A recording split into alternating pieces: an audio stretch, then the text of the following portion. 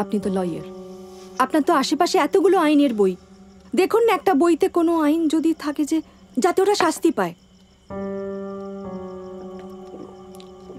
আপনি আমরা দুজনেই তো নয়নার মাকে কথা দিয়েছি যে ওরা শাস্তি পাবে। আপনিও তো চান ওরা শাস্তি পাক। এক minute.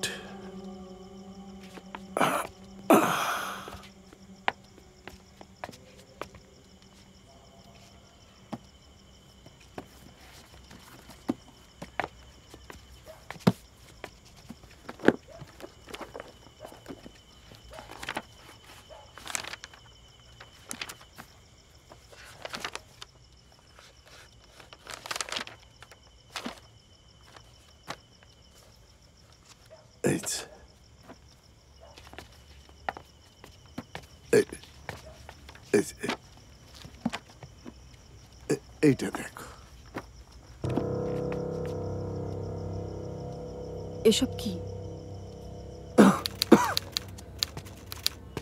According to NCRB Annual Report 2021, আমাদের এই ভারতবর্ষে প্রত্যেক 16 মিনিট অন্তর একজন করে মহিলা রেপের শিকার হন।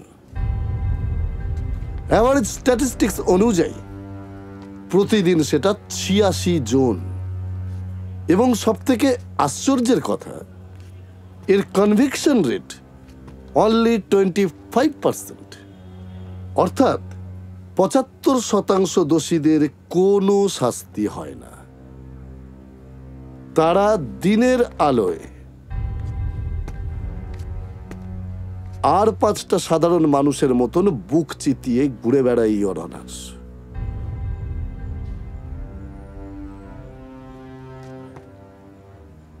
That's all, Your Honor.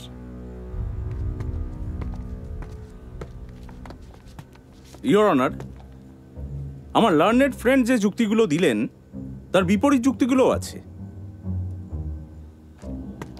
World rape statistics অনুযায়ী আমাদের দেশের 1 লক্ষ মহিলার মধ্যে মাত্র 2.63% মহিলারা কখনো সখনো জীবনে রেপের সম্মুখীন হন। কখনো সখনো।